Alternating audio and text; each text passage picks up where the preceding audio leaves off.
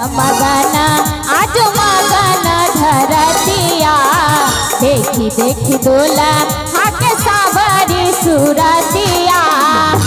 बाल देख नर नारी सब बेहाल सखिया बाल वृद्ध नर नारी सब बेहाल सखिया चारू दूल्हा में बड़का कमाल सखिया चारू दूल्हा में बड़का कमाल सखिया आज मिथिला नगरी या निहाल सखिया आज मिथिला नगरी या निहाल सखिया चारू